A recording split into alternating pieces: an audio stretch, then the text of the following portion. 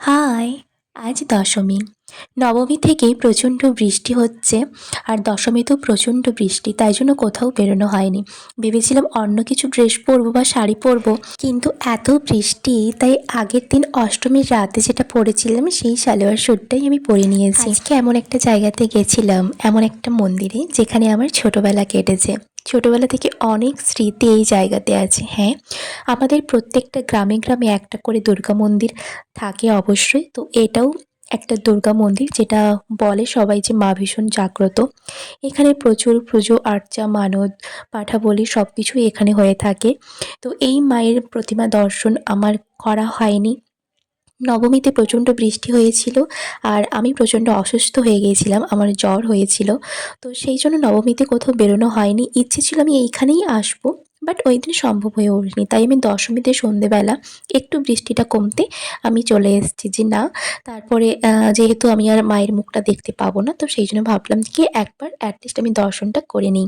আর সকালবেলা তো ভিড় থাকেই, তাই জন্য সন্ধেবেলায় আমি চলে এসেছি। আর বাড়ির কাছে পুজো হওয়া সত্ত্বেও অসুস্থর কারণে আমি দশমীর সিঁদুর খেলাটাও যেতে পারিনি, কারণ প্রচণ্ড বৃষ্টি হচ্ছিল। আমি ঠান্ডা লেগে যাওয়ার ভয়ে তাই আমি বেরোতে পারলাম না। দশমীটা আমার খুব একটা ভালো কাটেনি। প্রত্যেক বছর খুবই ভালো কাটে, কিন্তু এবছর অসুস্থের কারণে আমি সেভাবে ভালো কাটাতে পারিনি। আর এই মন্দিরে আমার কতই না স্মৃতি জড়িয়ে আছে ছোটবেলা থেকে। অষ্টমীতে অঞ্জলি দেওয়া, এমনকি আমি সপ্তমী, অষ্টমী, নবমী এই 3টে দিনেও আমি অঞ্জলি দিয়েছি।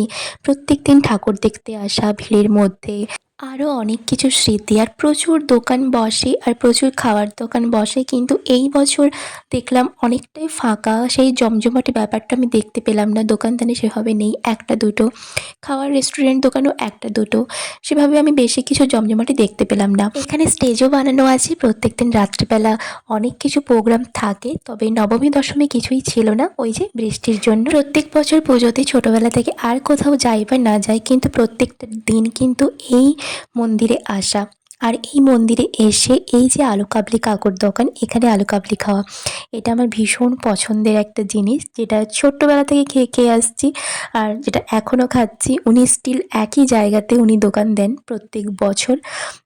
দেখতেই পাচ্ছ সেভাবে কোনো দোকানদানি নেই। ওই দুটো কি তিনটে, একটা ফুচকা আর ভেলপুরি, আর ওই আলু কাবলি, আর ভেতরে একটা দুটো দোকান আছে, ব্যাস দ্যাটস ইট। না হলে অন্যান্য বছর প্রত্যেক বাড়ির দুটো সাইডে, রাস্তার দুটো সাইডে প্রচুর দোকান বসে।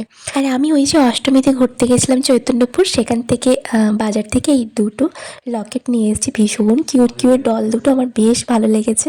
চলো আজকের ভিডিওটা আমি এখানেই শেষ করছি, আর আমার পুজোর ব্লগও এখানে শেষ করছি। Bye bye.